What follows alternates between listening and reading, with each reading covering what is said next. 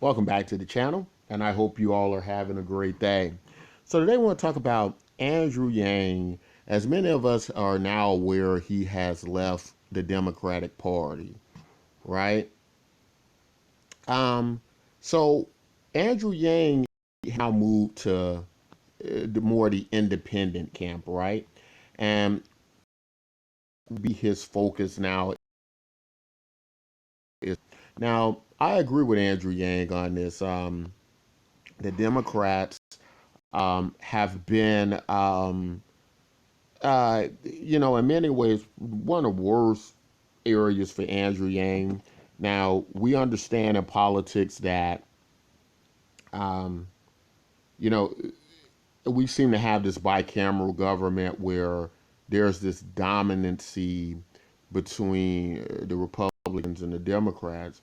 And I almost look at them as like a giant political monopoly that the government shouldn't allow to exist, right?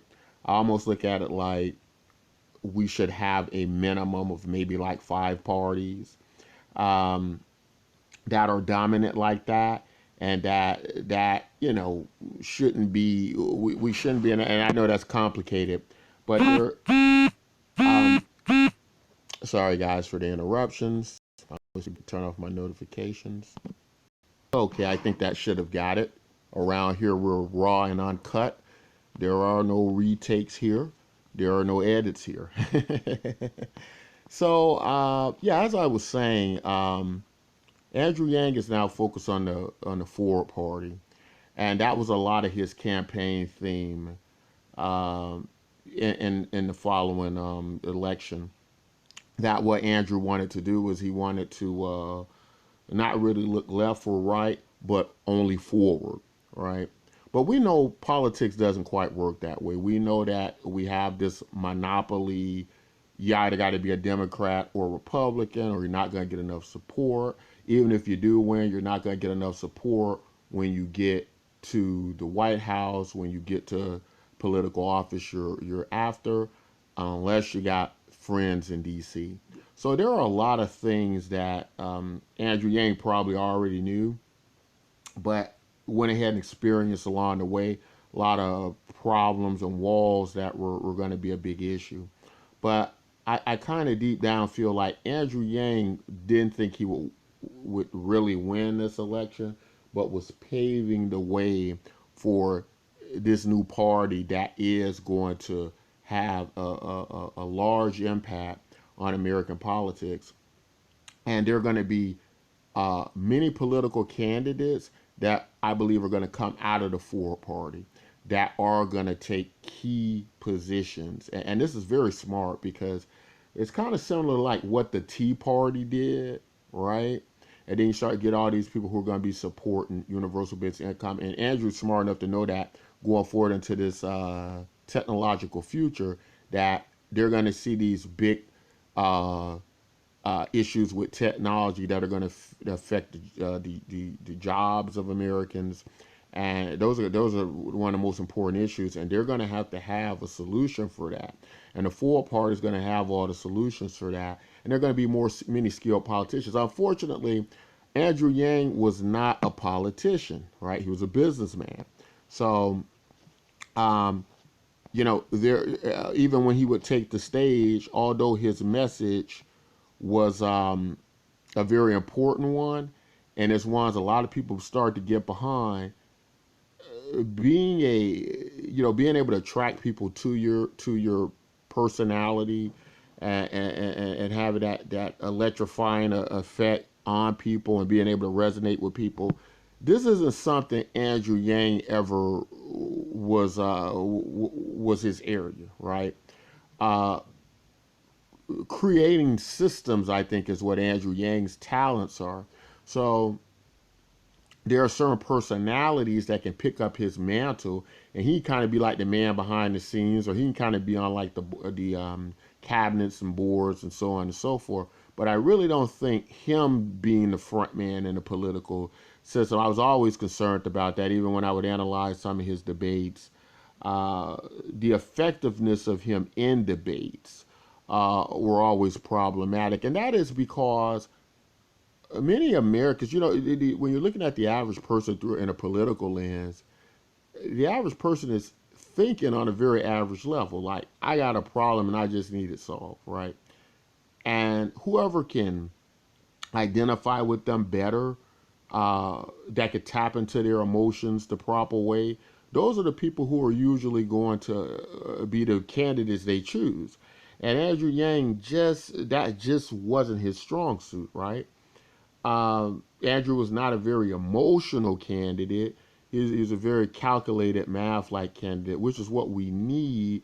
But we're not at a stage in American politics right now where everyday Americans can analyze situations like that. They're busy working. The boots are being put on their necks, right? So they can't think in those terms.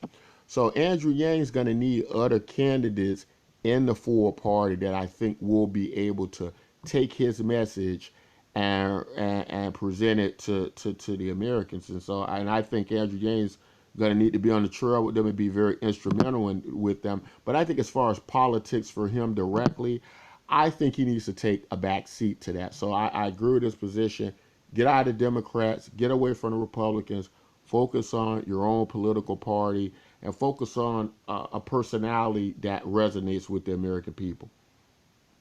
The other thing I would say is that uh, Andrew's not going to be the only person leaving the Democratic Party. I am myself going to be leaving the Democratic Party. I was always more independent than anything, but in these last elections, I've certainly been on the side of the Democrats. Uh, now I want to go someplace else. I prefer to be on the side of the Ford Party, right?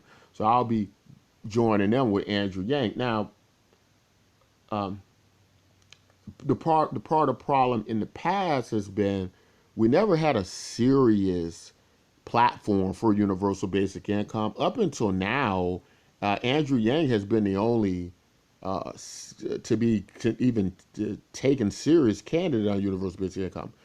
Prior to that, people have run with that as part of their platform, but not as specific as Andrew Yang's campaign was with universal basic income.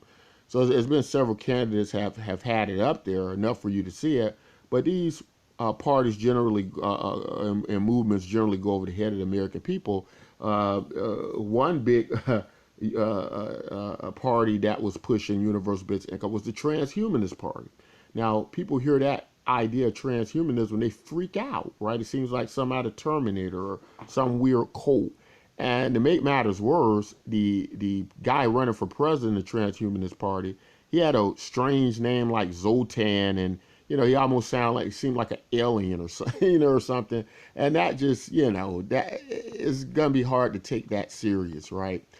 For the American people, right? And especially with universal basic income, to many of them being such a polarizing idea, and that many people just don't even really understand how money works, so they can't quite understand the idea that people can just get something seemingly for nothing.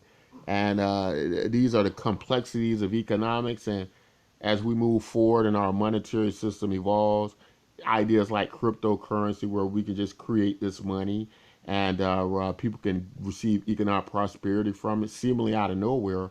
These are new concepts being introduced to the American people. And it's going to take them maybe another 5 years to digest it, or 10 years to really get a grip on it, right?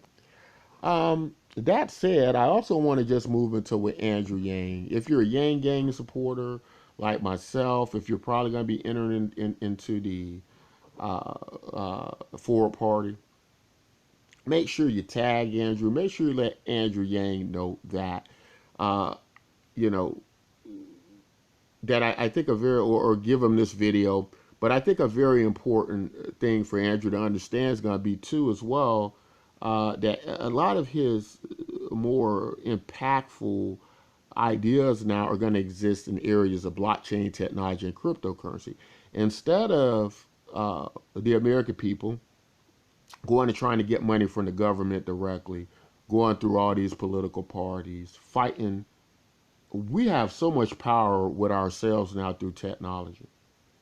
And platforms, Bitcoin, many cryptocurrencies, Ethereum, Cardano, they have showed us that we can create very sizable market caps of currencies and move economic prosperity to people, not just in the United States, but all across the world. And I think that would be a good place to start. What's more uh, uh, uh, strong than not just trying to deal with the economics in America or the money that may or may not exist in America, but dealing with it on a global scale, being able to pool together many nations of peoples of funds into solving what is really a global issue, and that is providing sustenance and the means of living for many people around the globe. So Andrew Yang needs to start his own cryptocurrency. I believe it will be very effective.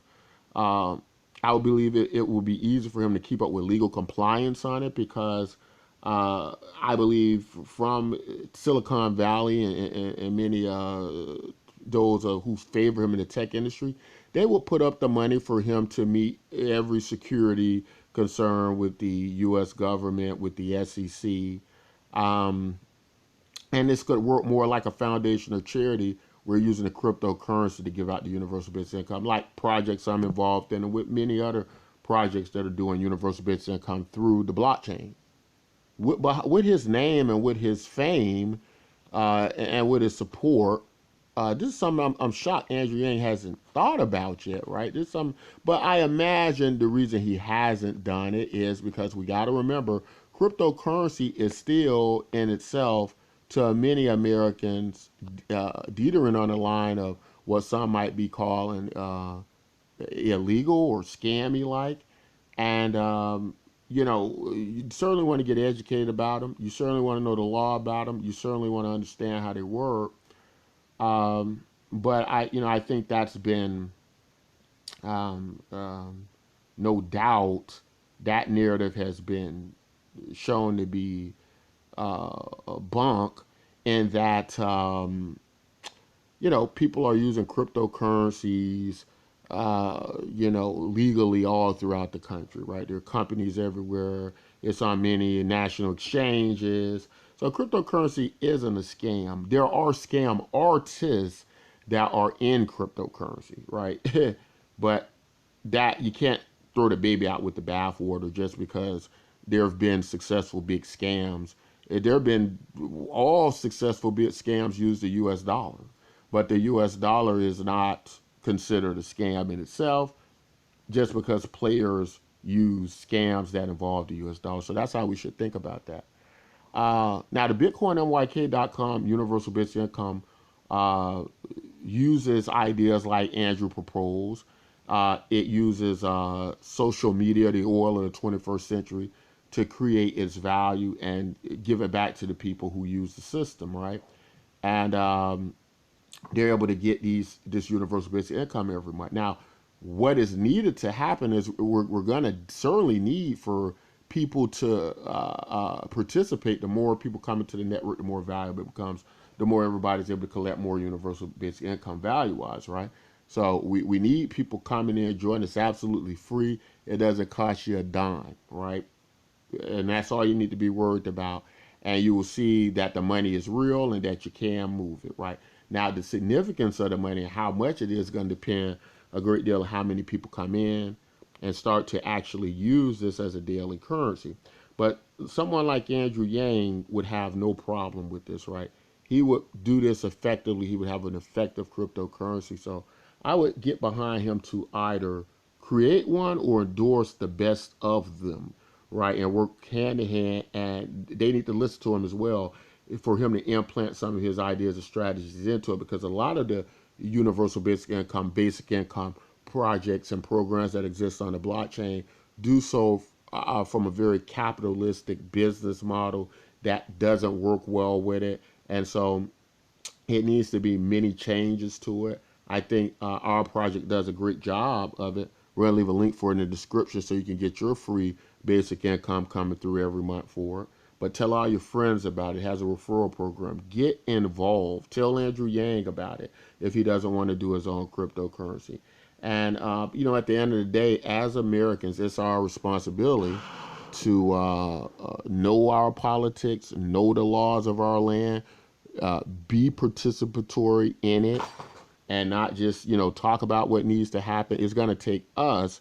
And part of the reason I believe why Andrew's leaving the Democratic Party is because the members of the Democratic Party did a bad job of supporting him. Like, all right, it is our responsibility to find out how we're going to survive into the future without jobs when automation takes over. It's always our personal responsibility. It's not someone else's responsibility at the end of the day to feed your family. It is your responsibility to get educated about your local politics, the laws of your land, what you can do for yourself, understanding that you don't live on an island, but you live interconnected to everybody in the nation, right? And so you got to work together. You got to work for people. You got to create jobs for people. You got to do business with people, right? You got to protect your local communities and so on and so forth. You don't just go home at the end of the day. And in our political system and how our money works, we just go home and we let the politicians spend it how they want. And that's what many of the Democrats, people in the Democratic Party, have done.